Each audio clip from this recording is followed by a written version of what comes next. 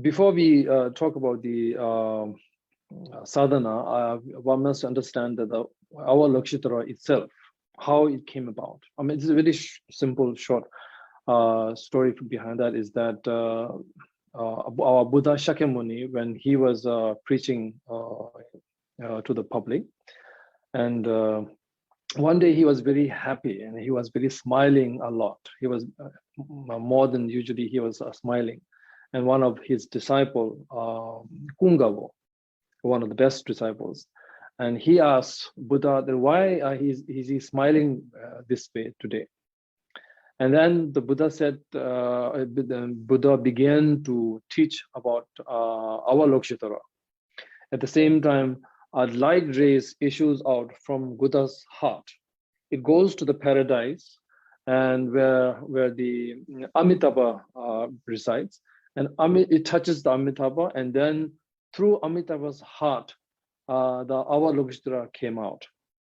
So that's one of the reasons why Avalokitesvara always have Amitabha's on the crown. So that's one of the reasons. Of course, Avalokitesvara is also believe that all the Buddha's compassion is came together and then came out as Avalokitesvara. Just like Tara is all the Buddha's activities came out as Atara, and also like all the wisdom came into the Manjushri, and then of course we have all these different deities for all different kinds of things, like for example Zambala and all these deities.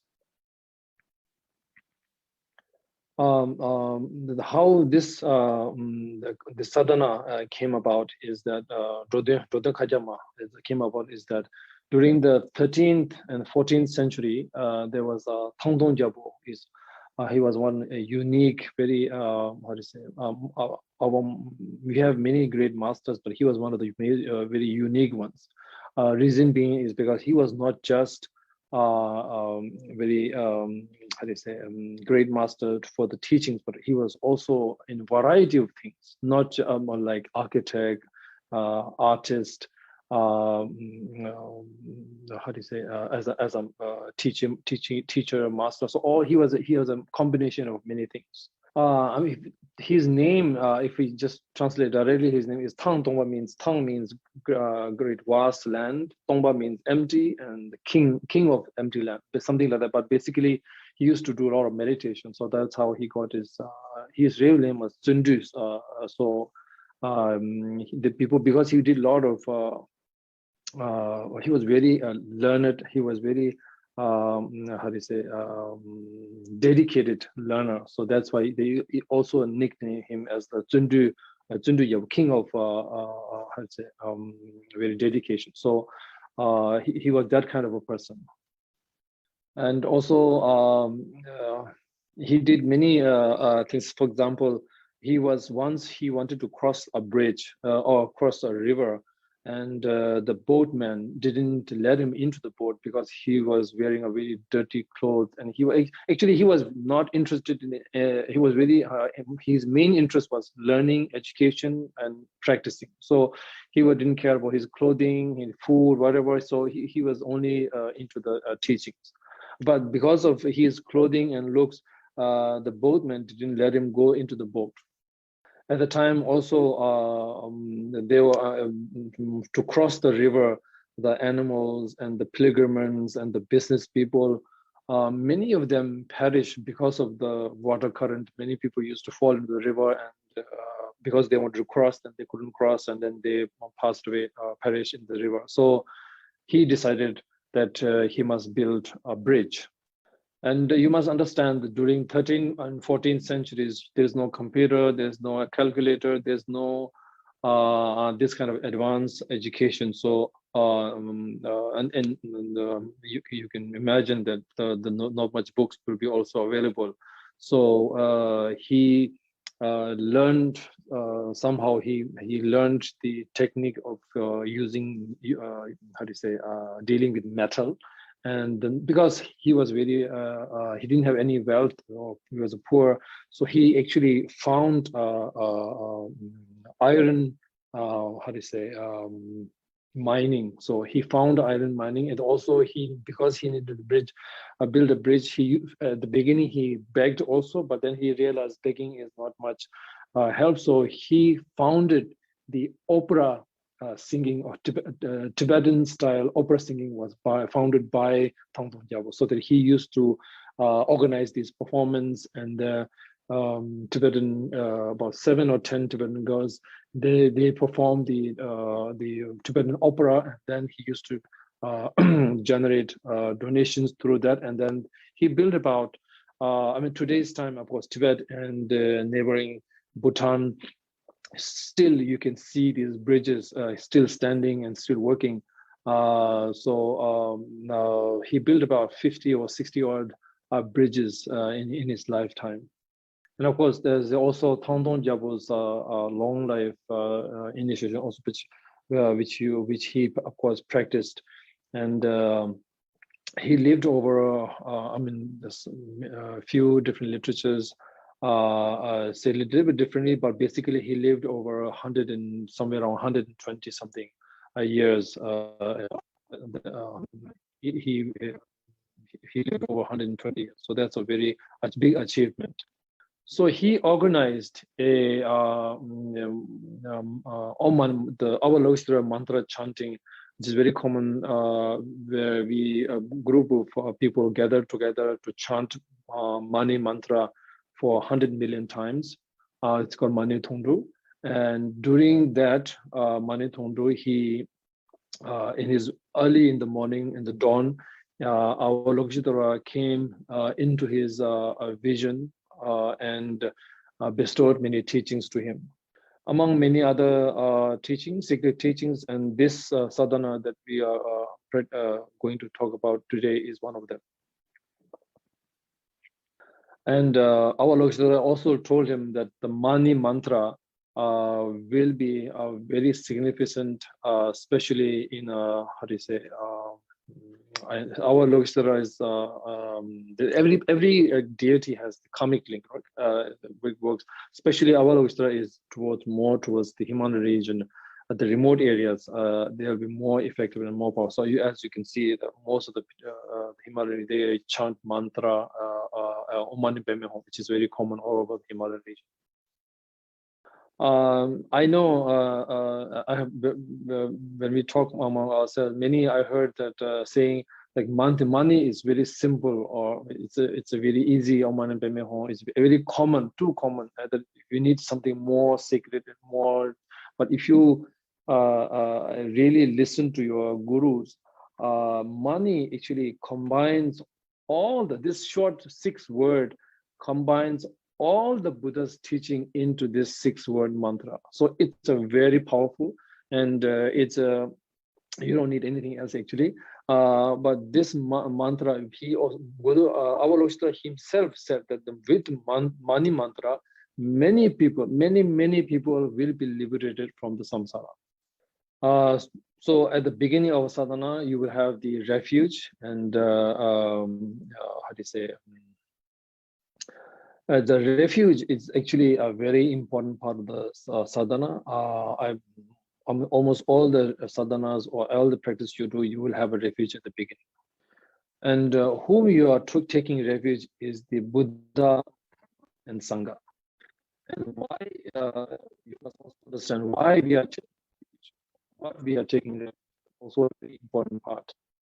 And this is also a very crucial point, because this will basically, how do you say,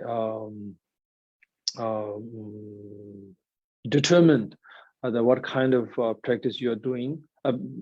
Even before you begin, this part is also because of this part, your practice, your kind of blessings you will receive, the amount of merits you will gain, it all how do you say, determined by this beginning part. So you're taking refuge to the Buddha, Dharma, and Sangha. And why we are taking refuge is because of the fear, faith, and compassion. The fear of samsara's suffering, faith to the Buddha, Dharma, and Sangha, and compassion towards all the sentient beings who are going through this difficult or going through the suffering of samsara. But we have to also understand that in some, I can see that most of the students here today are senior.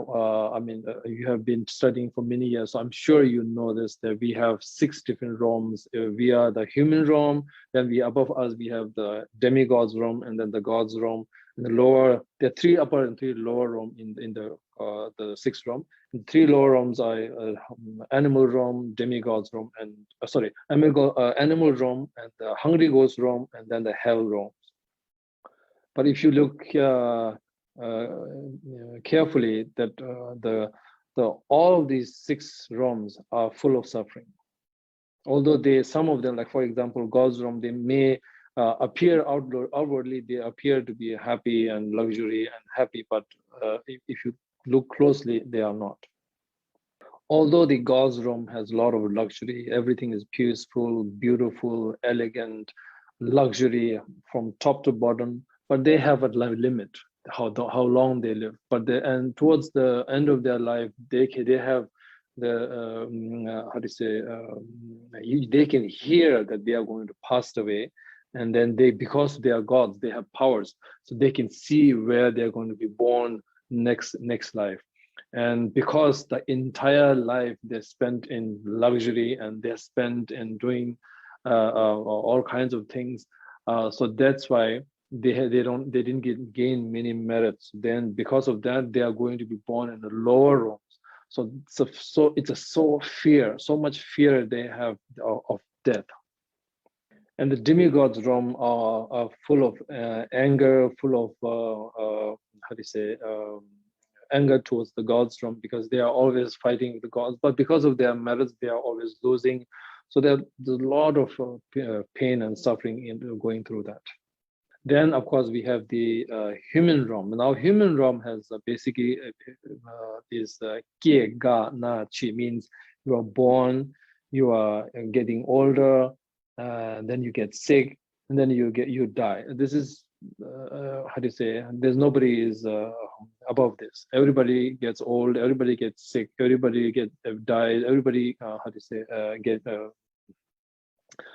so this 4 is everyone has to go through this. There's nothing, there's no hiding from this. And now the 3 lower realm, the animal realm, there are basically 2 fears. One is that to be eaten or to be killed by another animal or another human or anybody. And then the second one is that people making do things, making them work in the field or making them do work. So basically that is 2 suffering. They have to mainly 2 suffering.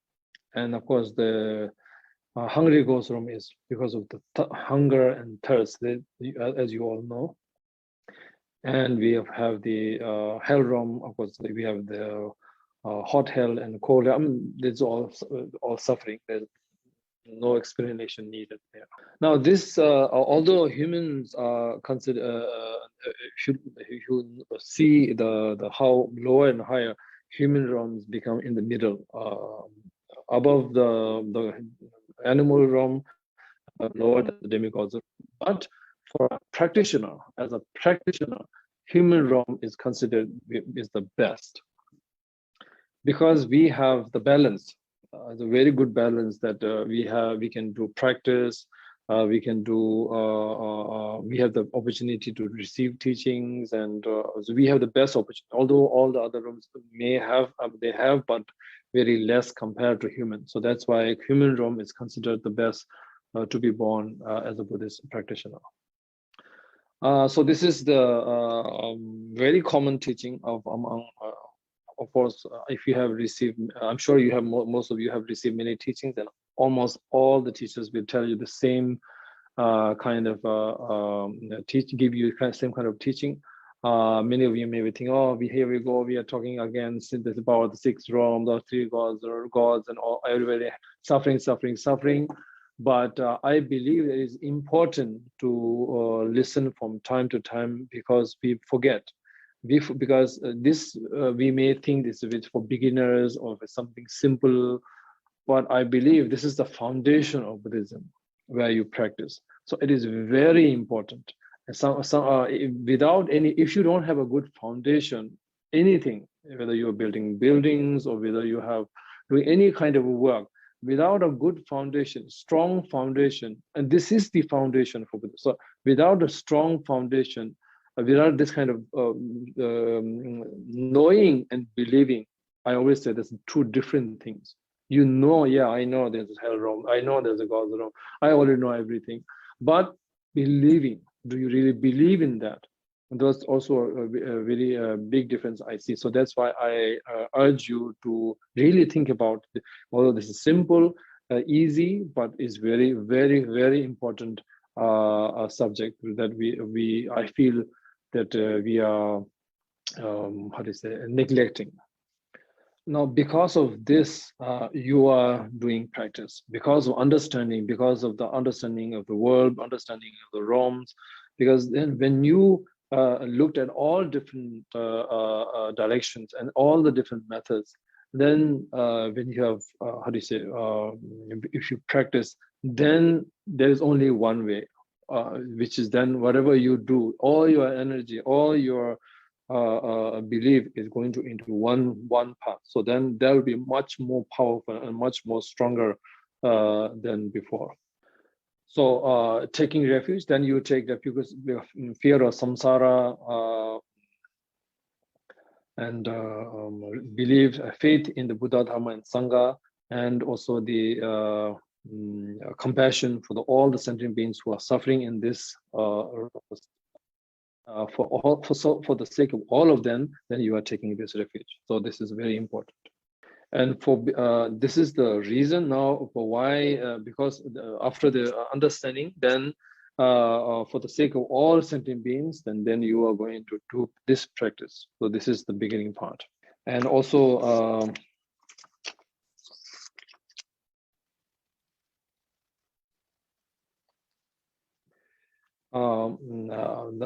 another one of the simple thing you must understand is that in samsara, everything which gathered, for example, we are gathered today here in this Zoom meeting. The end of this is we will go all in our own way. So we will be dispersed, or we'll be all doing our own thing. So end of the combination is separation. The gathering of wealth or gathering of how do you say, whatever you try to preserve and gather together, the end of that is to whether wealth you have gained, and one day you'll go away. So that's also an important thing. The end of how to say, the higher that you rank, or higher the name, the bigger the name you have, is the end of that is the coming down. So that's also important. And the end of birth is death, is also very important. So after looking at all different the ways of samsara, then finally we say that we will follow the Buddha Dhamma. And so, for example, today we will follow the Avalokitesvara. So with this mind, for the sake of all sentient beings, but not just for oneself, this is also very important. We are never doing practice for oneself. We are always, always, always doing practice for all sentient beings, because we believe in the life after next. We believe I'll be reborn again and again, because we have been born again so many times that every sentient being in one life or another is somebody's mother, once your mother, father, friend, husband, wife, children. So they have been close to you one life or another. So that's why we are always praying for all sentient beings. This is very important. The beginning part, preliminary. Of course, every teaching has preliminary, main, and conclusion. Now this is the preliminary part. Now the main part, we have to where we visualize that oneself surrounded by all the sentient beings together with you, and you have to visualize on top of not just oneself, but everyone or you have to visualize white lotus, and on top of that is a moon disk, and on top of that is the letter Shi. And out of the letter Shi, you have to visualize the Avalokitesvara appears. White in color, one face, four hand. White, why color white is because it symbolizes the pureness or the clearness of the Avalokitesvara Buddha. And also his Avalokitesvara will look at all Chenrezig. Chen means eye, so he's looking at all sentient beings through the compassion. So that's also why it's called Chenrezig also in Tibetan word. And now he has four hands. The first two hands are folding on his heart. And also it means that the Avalokitesvara is calling out to all the Buddhas and Bodhisattvas to give blessing, to guide all sentient beings out of samsara to liberation. So this is what he's requesting to all Buddhas and Bodhisattvas. And the right hand is holding a crystal 108 beads rosary, clear crystal. So it's also symbolizing that he is there 24/7, looking at all the sentient beings. He is never tired, or he's never stopped blessing or liberating people, sentient beings from this samsara. So that's symbolizing of that.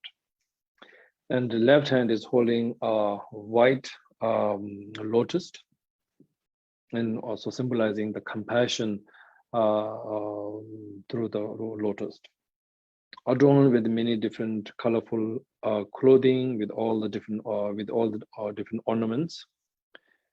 Avalokitesvara also has skin, I think it was deer skin, covering his left breast. This skin symbolizing his compassion towards all sentient beings. On the top of his head is Amitabha, because he came out of Amitabha's body. And two legs are in lotus position or folded together, symbolizing the wisdom and emptiness together. And behind his head is again another moon disk. This symbolizing that the coolness of moon is clearing, or how do you say, clearing all the your negative emotions, or the cooling down all the heat of anger, desire, ignorance. And also the last one is that you have to not just visualize this Avalokitesvara in front of you, which is not just him, but in this Avalokitesvara, your guru, then all the Buddhas and Bodhisattvas are all combined together in this one Avalokitesvara. This is the visualization part, and then of course we have the chanting, or then you are basically calling out to the Avalokitesvara to bestow the blessing, and that you are doing a prostration to him. This is the second part here. Then you have to do this recitation a few times, or as much as you can. And then the next one is doing a 7-4 prayer, or 7-limb prayer. This is to now purify oneself before we how to say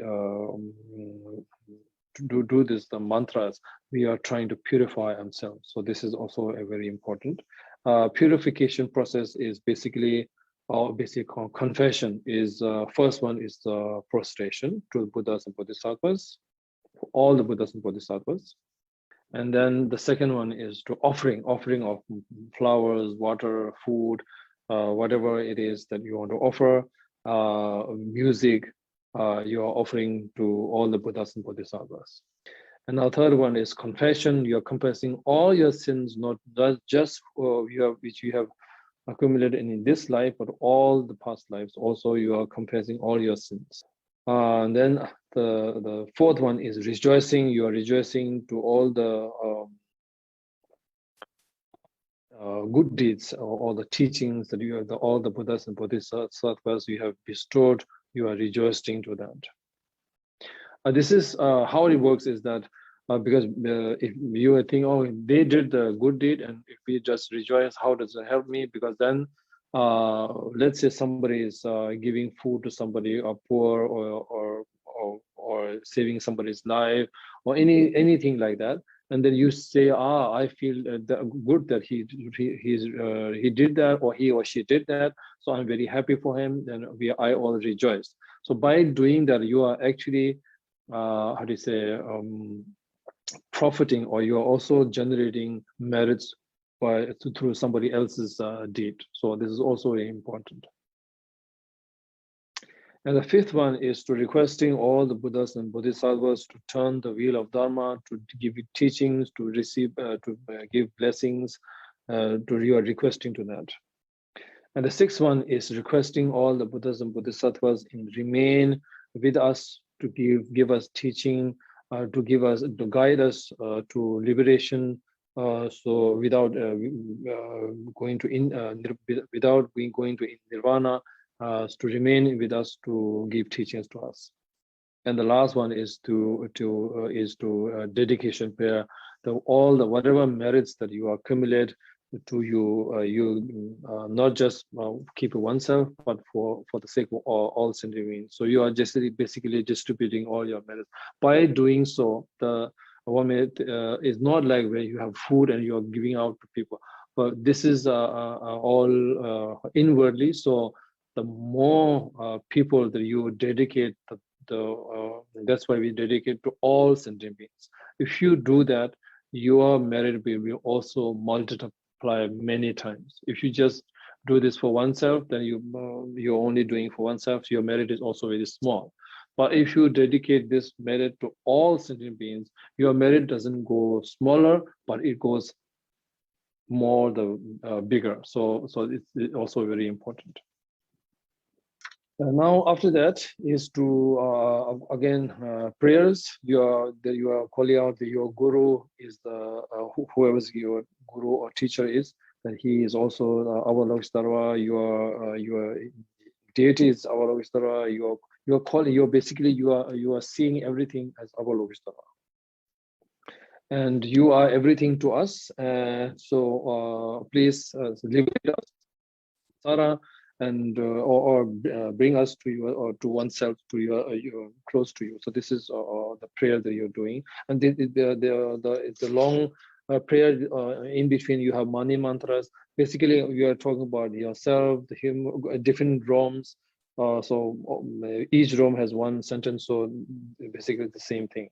And then after this, I think that page 10, after this is where you have to visualize that the light rays, through the power of your request, through the power of the Avalokitesvara, and Avalokitesvara light rays issues out from his body.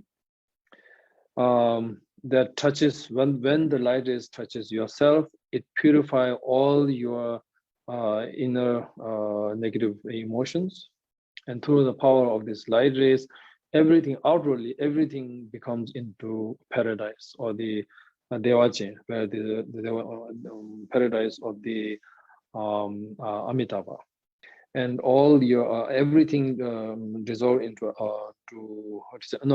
not really dissolve. So everything is now you are in the paradise. Now at the beginning when I say because we are supposed to, okay, this place is paradise. I am blessed with the Amitabha. All my emotions are purified, and that the difference between the great practitioner and the beginner is that the very same thing is that our great masters, they believe that. That's how you become great masters. For myself, we have done, okay, this very place, maybe how is this paradise? So you are questioning yourself. So this is where I say knowing and believing. We know this is something once we are supposed to visualize, but visualizing and believing, the more you believe, the more power you are gaining, the more powerful is your chanting, your visualization, the more blessing you are receiving, the more merits you are gaining. So this is the difference. Everything I see is Avalokitesvara. The place where I am is the paradise.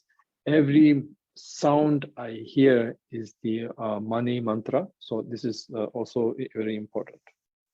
Now, that your body, speech, and mind, and Avalokitesvara is body, speech, and mind turn into one. So after that, now we have to chant the Mani mantra.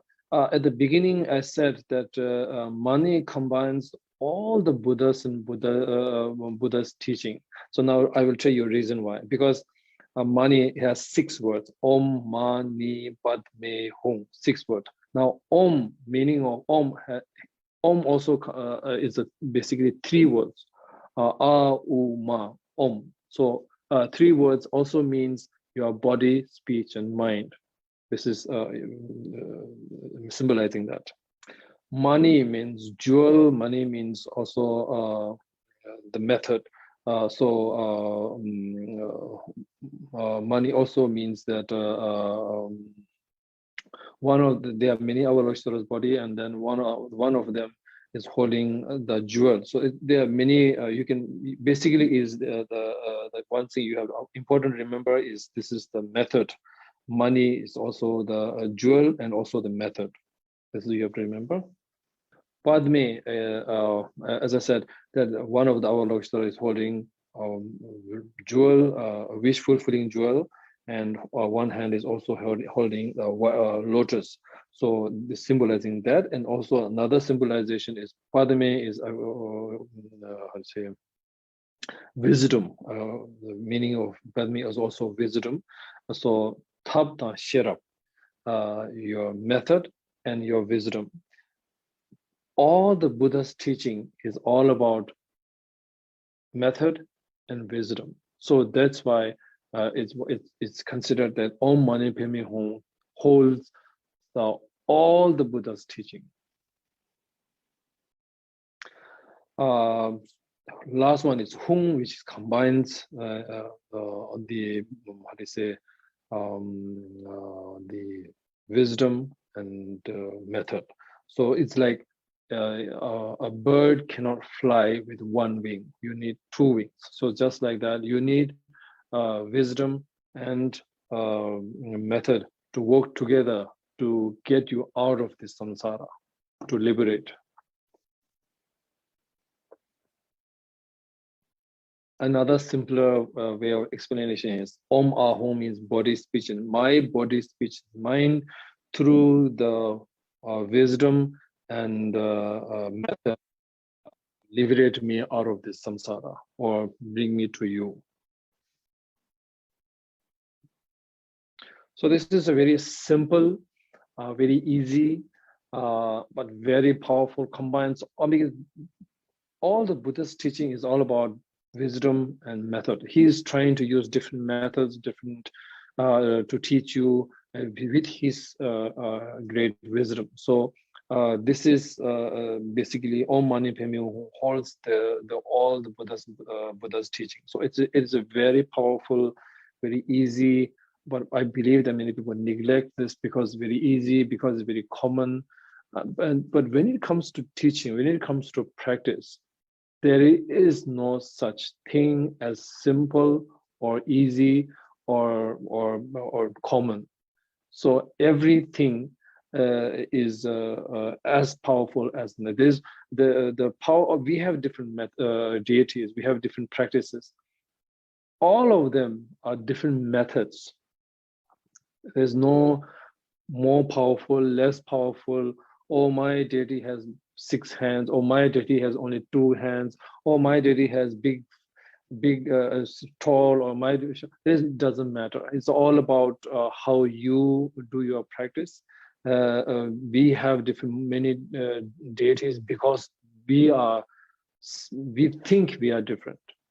This question I get asked many times. For example, many of people, the people come and ask me, do you see the difference between because Buddha came about 2,500 years ago, somewhere around there, and his teachings are very old, like 2,500 years old, and we are 21st century. We are in such a modern, such a how do you say? We think we are very different. For example, okay, first I will let the translator do the translation. Now we have different cuisines. For example, Italian cuisine, French cuisine, Chinese cuisine, Indian cuisine, or American, British. We have all different kinds of cuisines. We may think they are very different. Oh, the taste is totally different. The spices are totally different. The way you cook is so different. The smell is different. But everything is so different. And we differentiate through that. Oh, because of the smell, because of the different taste, we think it's very different. But we forget the most important part of the food. What is the most important part of the food? Is to give you energy, to fill your stomach, to eat. The taste is secondary. The first point of eating food, because you want to live, you want to survive, you need to eat. That's why that is the most important part. First, number one reason why we eat is because we want to live, because we want to survive. We forget that. Of course, outward color and taste and smell, these are not as important as to survive. So just like that, Buddha's teachings, we say, oh, it's very different, it's very old. And do you think that it will still work in 21st century? But my question is, 2,500 years ago, they have headache, they have stomach ache, they have jealousy, they have anger, they have ignorance. We still have the same thing. So why we are so different? Why Buddha's teaching we think that it would not work in today's life? Because the problem is the same. Yes, outwardly we are wearing different clothing. Our accents have changed. The way we speak has changed a little bit. But the point is, our inwardly we have not changed anything. Whether we are talking about same, how do you say, same century, different century. Yes, we do things a little bit differently. The way our hairstyle may have changed a little bit. Our pants have changed, may have a little bit. Things may have changed a little bit here and there, but the main problem, our inwardly, our attachment, our ignorance, our desire, it's the same thing. So with that also, you can also follow the same thing, whether it's Chinese or Americans or the French or the Italian or the British or the Russians. They may look different. Well, we are very different. We are colors different. African. We have so many different kind of color. We may feel that we are very different, but if you go to any country, we have the same problem because of our anger, desire, ignorance. So if the problem is same, why not the method will be? Why Buddha's teaching will not work? Because Buddha is not talking about outwardly things. Mainly, he's talking about inward, inner peace, inner.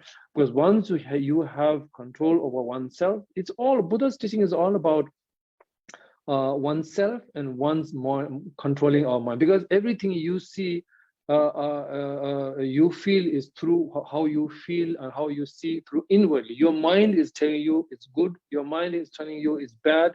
Your mind is so basically your mind is making you do whatever you do in your life.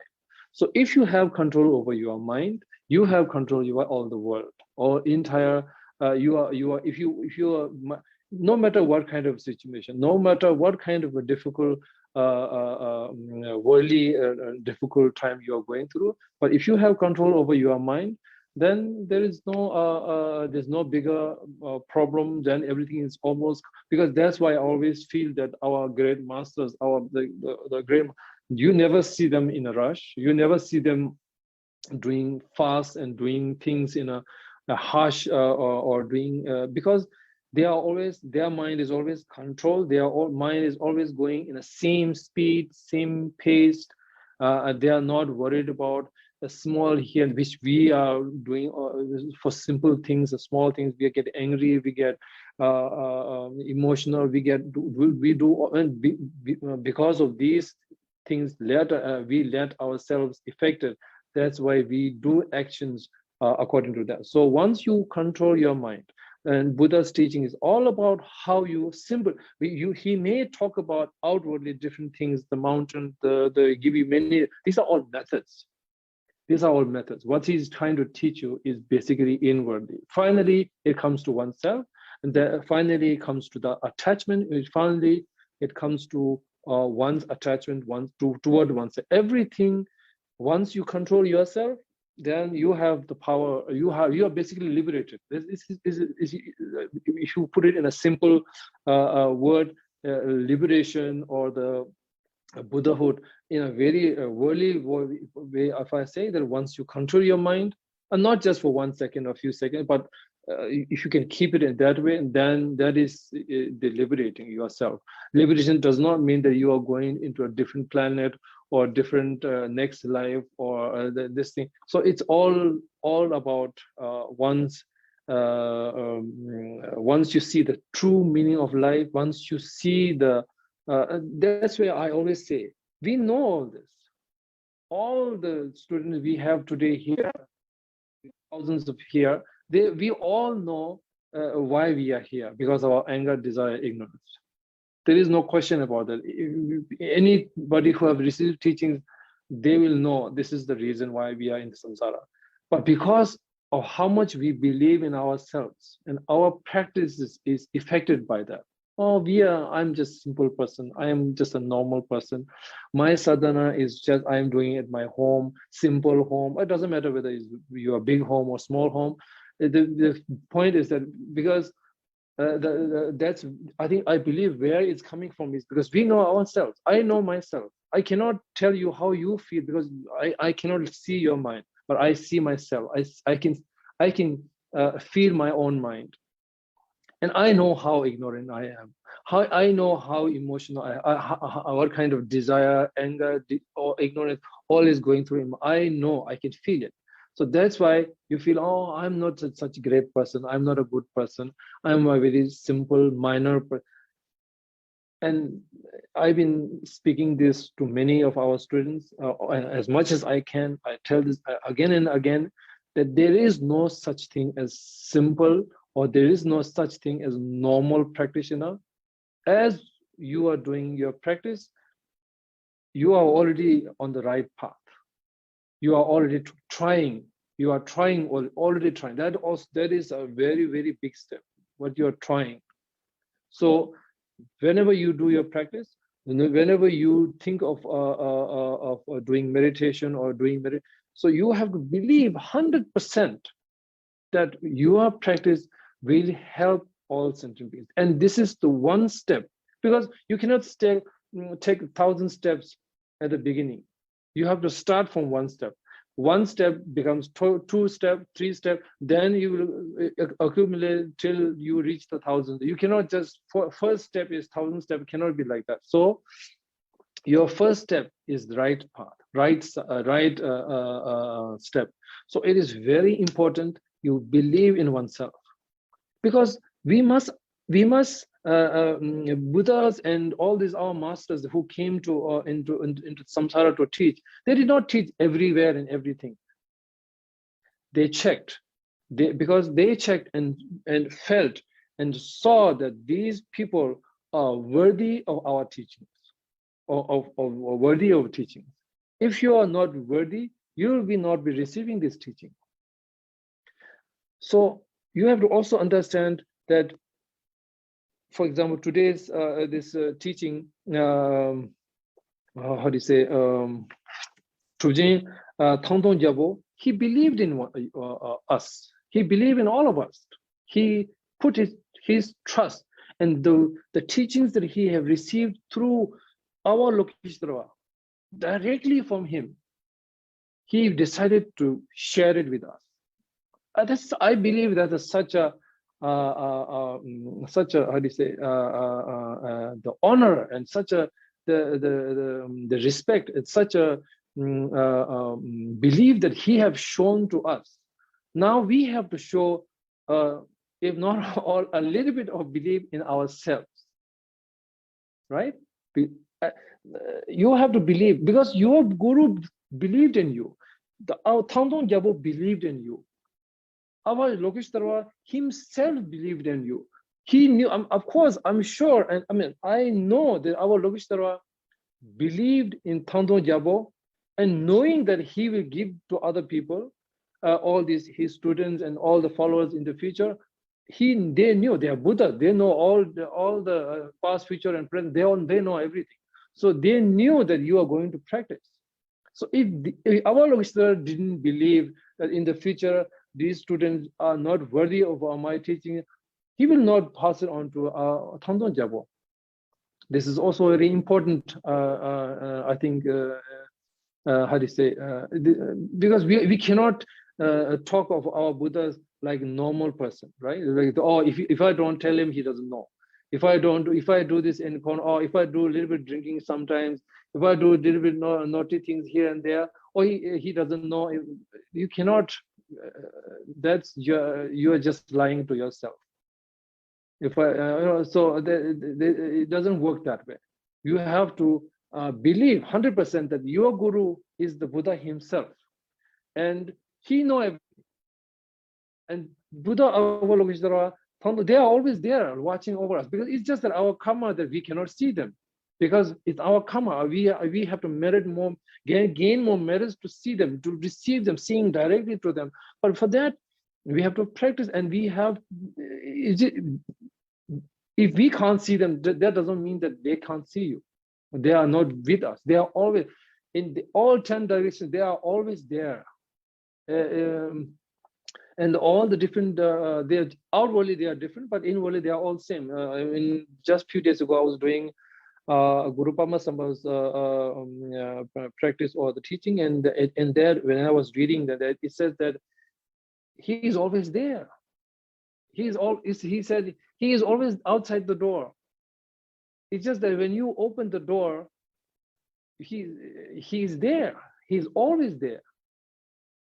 As soon as you open the door, he'll be coming. He's always waiting. So we are not waiting for him. He's waiting for us. So once we believe in ourselves, believe in our teachings, then everything will be changed. Everything will be much more powerful. Then whatever merit, if you're gaining, let's say 5 merits today, if you with this belief, you are multiplying by 500. So it is very important to believe that these are our masters, our gurus and their gurus and their gurus, and if it goes back till for example, this teaching till Khondung Gyalpo, and Khondung Gyalpo received directly from Avalokitesvara. So this chain which goes on till the Avalokitesvara himself. So they all believed in one another, and they pass it down to different students. So I believe that it is very important that we this belief that we have to do these mantras, and after the mantra we have to without any how do you say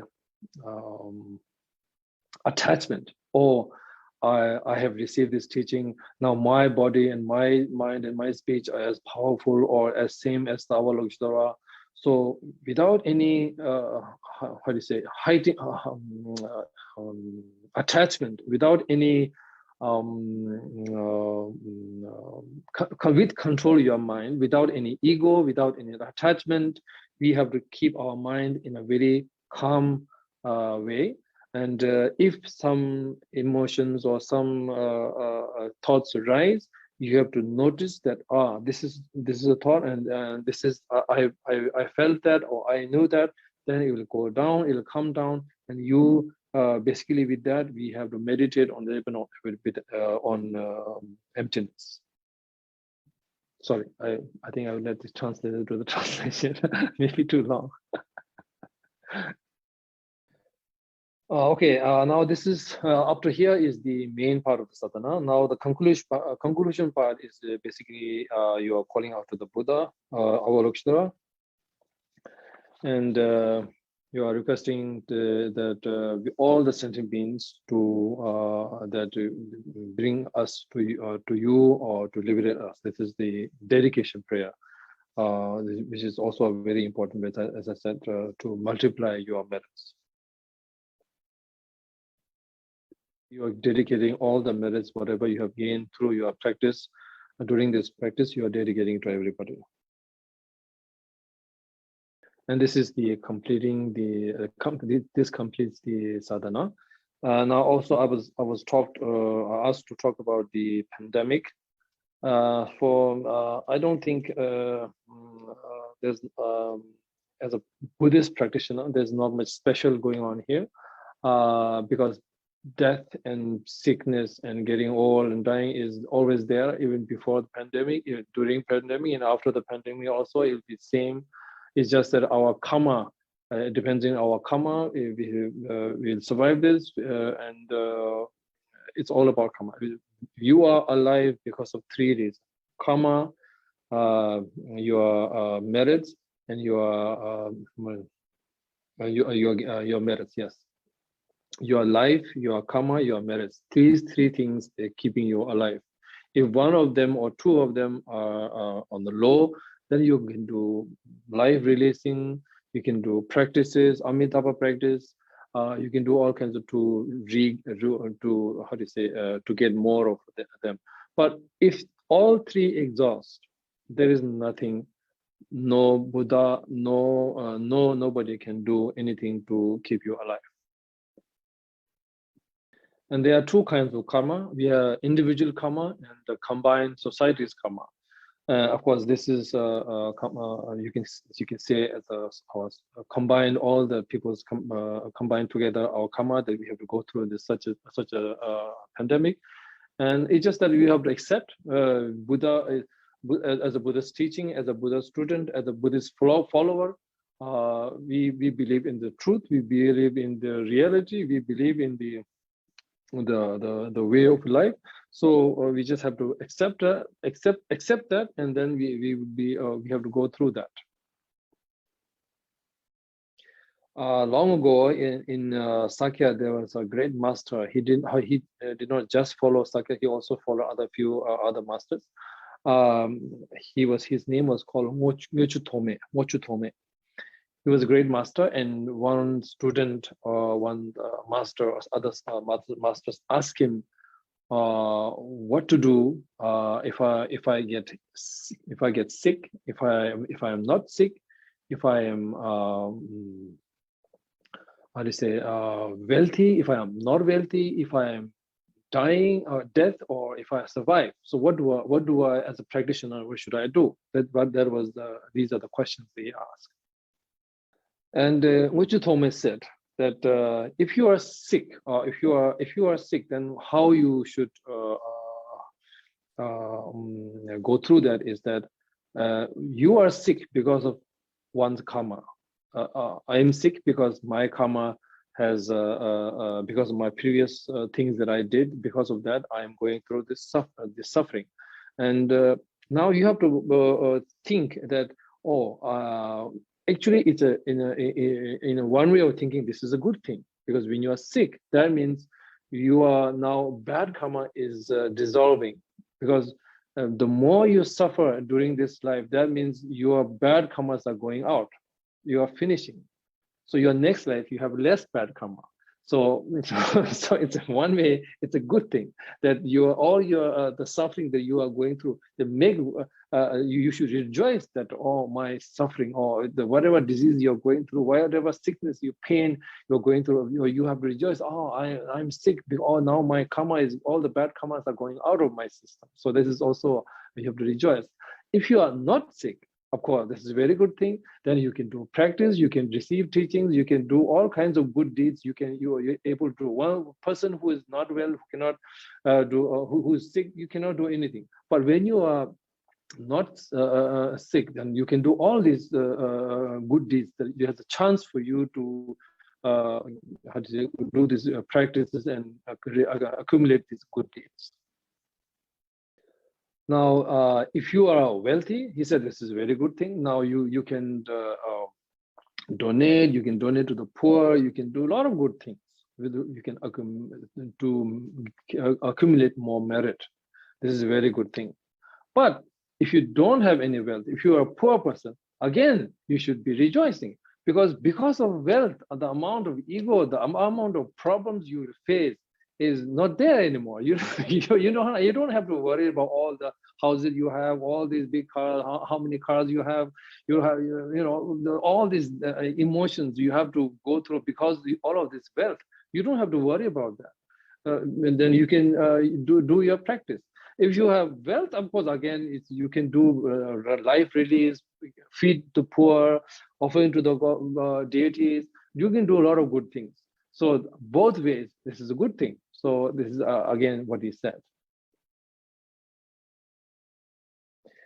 And if you are facing death, is of course again the same as before. With death is the karma that you have to go through, and your bad karma is going down. That means you are facing death. This is a good thing because you die, your bad karma amount of the karma is going with you. So that's also a good thing.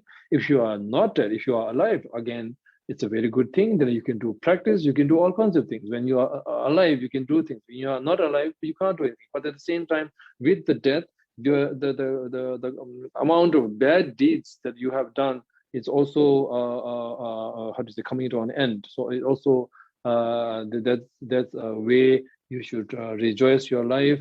That's the way you should live as a practitioner. That was the advice, or that was the reply that he got.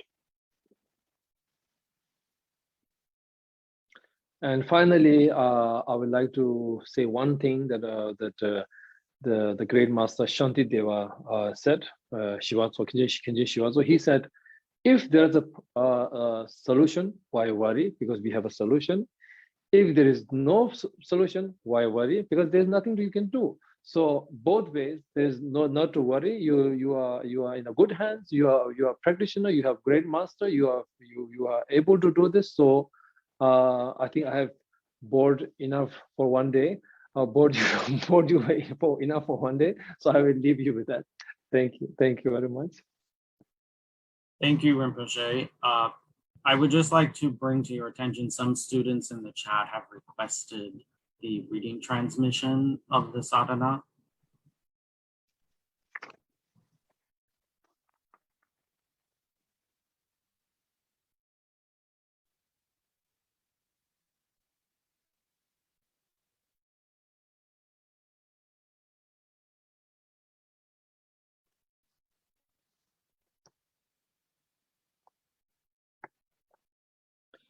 So I will do the oral transmission of the sadhana.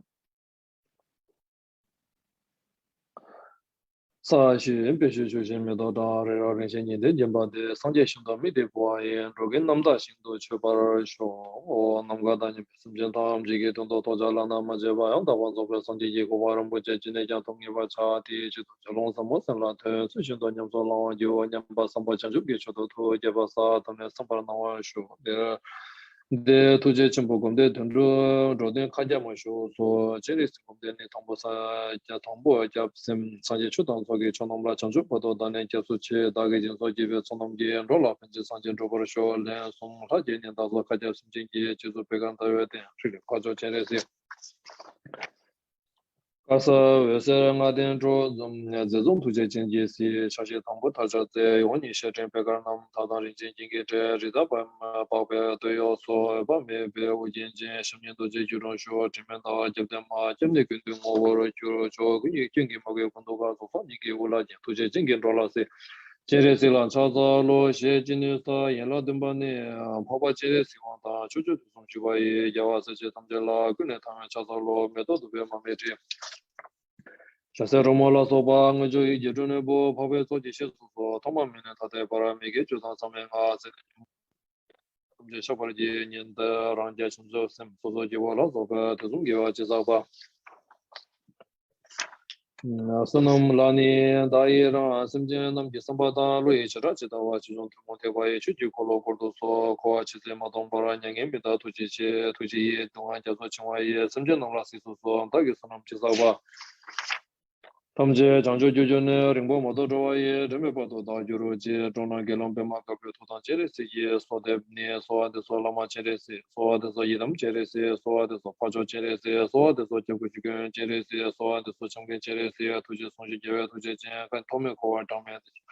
Chamjuro Jin Dom Sumyo Donga Nyu Nyongbe Roa La Gopo Chila Joshima Chiso Namjen Sanje Tobora Chingi Lo Tome Tune Lingi Sabe de Shidang Wangi Nyawa Jijur de Sadang Donga Nyue Sumjena Rajo Jigi Chongdo Jiwara Sho Mane Pime Ho Tome Tune Lingi Sabe de Sane Wangi Yida Nejur Se Zhegong Donga Nyue Sumjena Xingzhou Boda Loro Jiwara Sho Mane Pime Ho Tome Tune Lingi Sabe de Dimo Wangi Tunro Jijur de Lengo Donga Nyue Sumjena Gombo Jigi Chongdo Jiwara Sho Mane Pime Ho Tome Tune Lingi Sabe de Deja Wangi Mi 내소제 제본 동안요에 순전남제 신조 대화 진도 지원을 쇼만에 배면 도매드네 등에서 비트 저도 원기라미 내소제 그래서 동안요에 순전나 보다로의 신도 지원을 쇼만에 배면 도매드네 등에서 비트 아자 원기라에 그 내소제 보로 동안요에 순전나 보다로의 신도 지원을 쇼만에 배면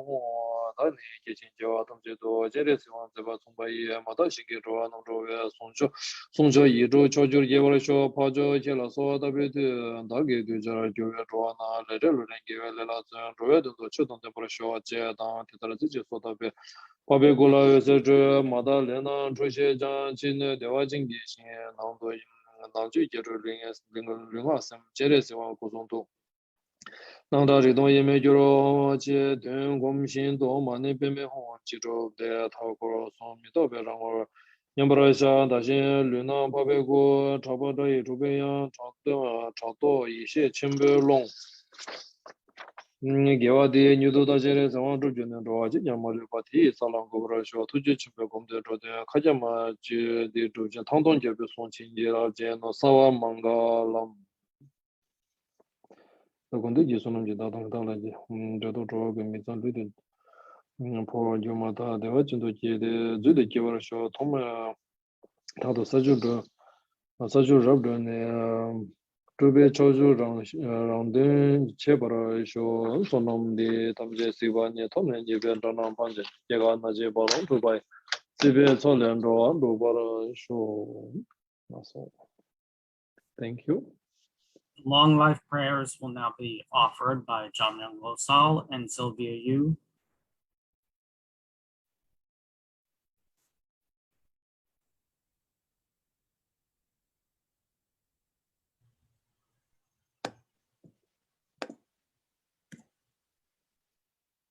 Glorious Root Guru, precious one, seated upon a lotus on the crown of my head, look after me with your great kindness, and bestow accomplishments of body, speech, and mind, I pray.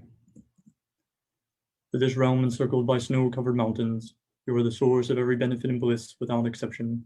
Tenzin Gyatso, you are one with Avalokitesvara. May you remain steadfast until samsara's end.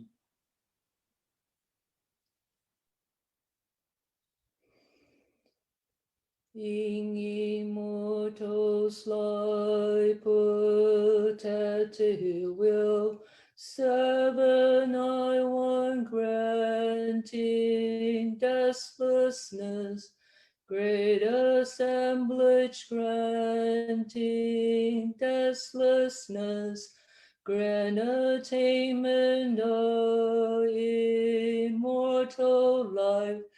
Padivana Pama Sambhava, wisdom, love, and powers, radiant form, Sakya spoons of insights and words, master of the four worlds, please to live long. Ngawang kung galan the kung divine, giving joy and benefit to all, owner of the great and secret path, wish fulfilling great king, bliss live long. Meditating, thinking, listening, place upon the moral golden base, teach, debate, compose the Dhamma's words, royal sublime refuge, firm remain.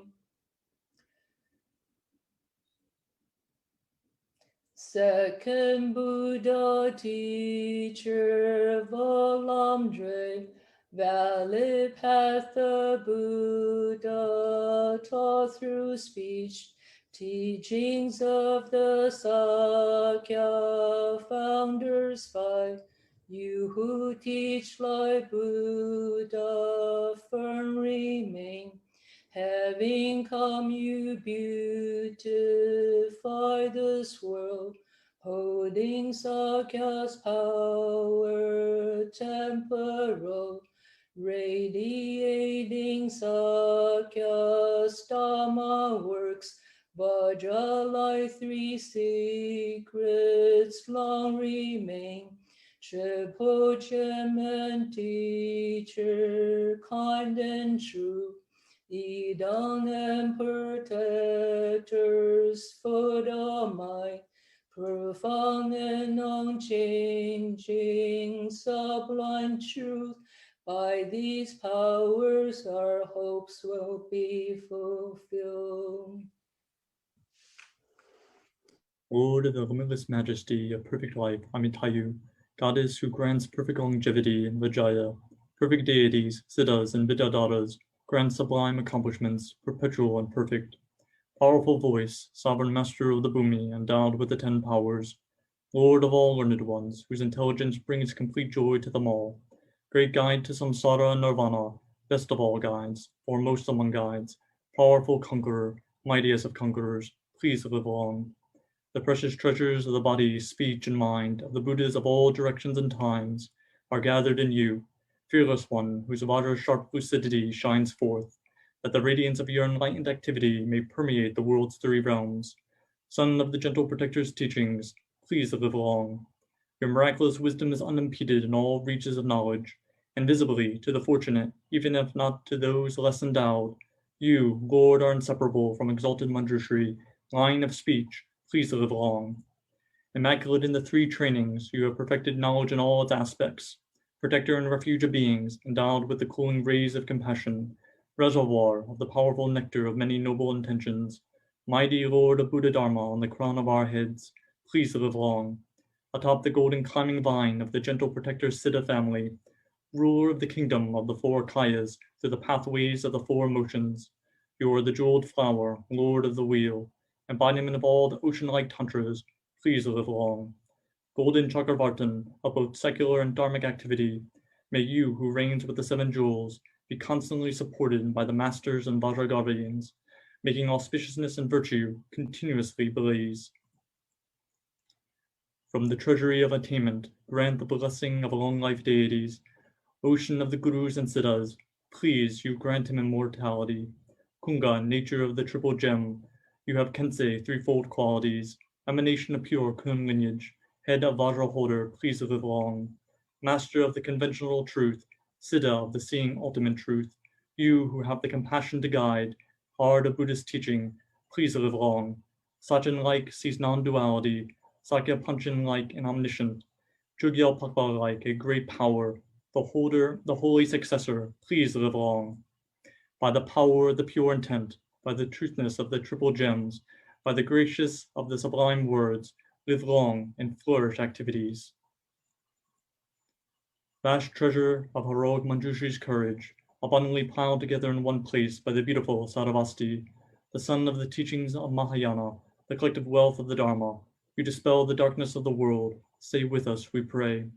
In the midst of lotus flowers of pure love, with their anthers of kindness, and tender leaves of objectless compassion, your sublime smile radiates with 1,000 petals of wisdom and realization, manifold and profound, crown jewel of countless guides, stay with us, we pray. All that appears is nothing but imagined.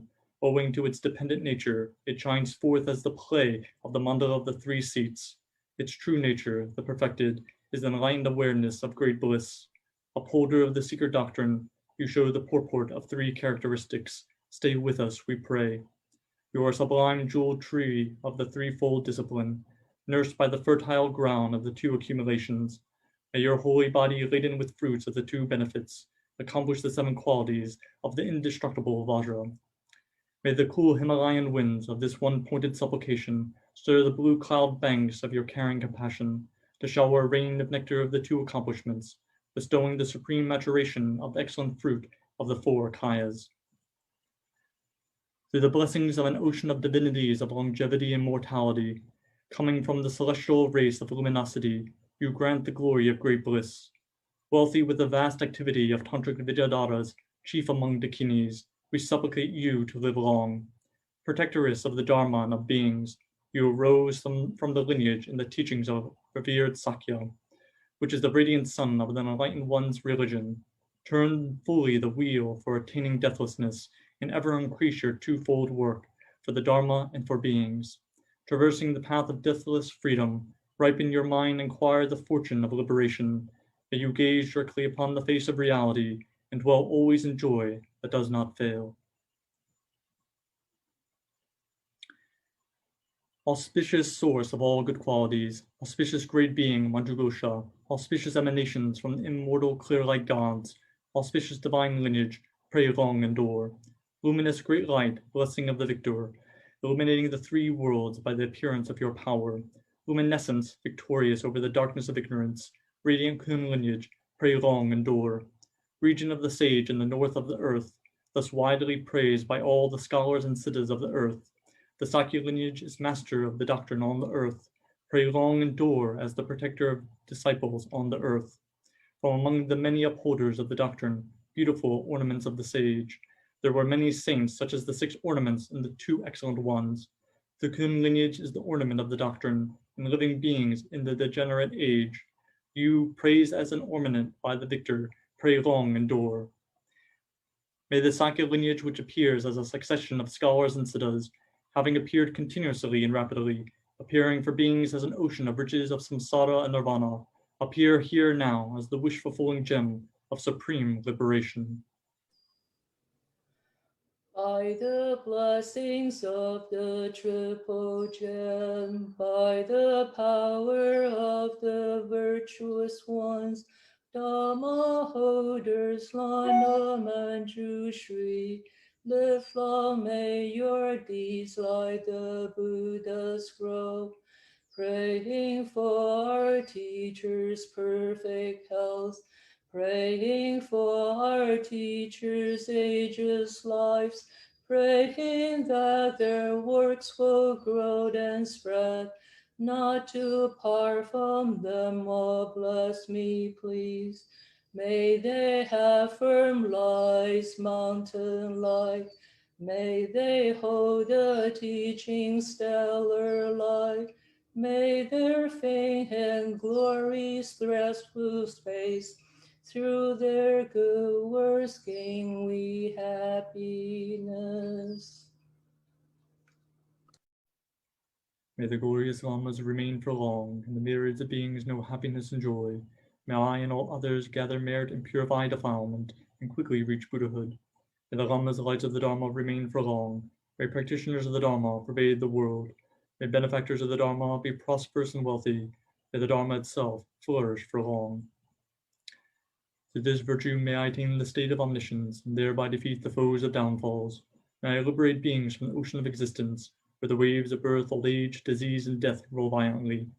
In whatever way of Arya Manjushri and Samadhi know how to transfer merit, so do I dedicate all my own virtues, that I might train to be like them. In order that all might share good fortune, I turn over all these roots of virtue, through whatever means of sharing merit, that the Buddhas of the 3 times praise. By whatever merits I have gained by hearing and teaching this holy Mahayana Dharma, may all beings be worthy of the pure and precious Dharma. Through this power may the hordes of evils, the doctrines of heterodoxies, the various kinds of sham and seeming dharmas, and all the harm inflicted upon beings be destroyed from the root. Throughout all lives in samsara, may all be possessed of inexhaustible merit and wisdom, and thereby become the inexhaustible treasury of all the virtues of means, wisdom, samadhis, and powers.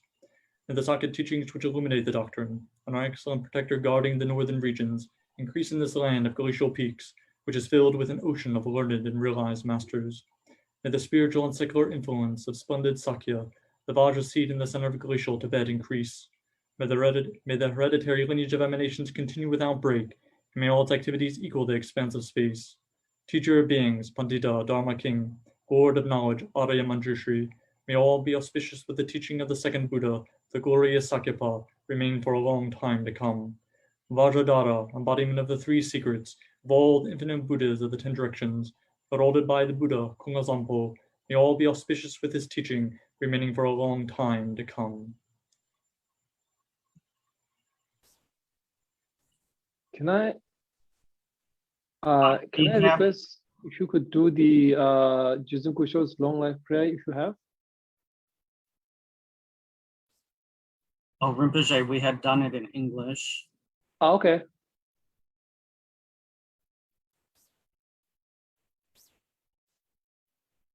On behalf of Sakya Kachocholing Retreat Center, I express our deepest gratitude to Rinpoche for this beautiful Dharma program, to Jamyang and Sylvia for the offering of long life prayers, to the Vajrayana Sakya Manjushri Center in Taiwan for broadcasting this program, to Chinese-speaking students, and to all the participants. Rinpoche, we offer our prayers for your long life and to continuously turn the wheel of Dharma. Thank you so very much. Thank you. Thank you very much.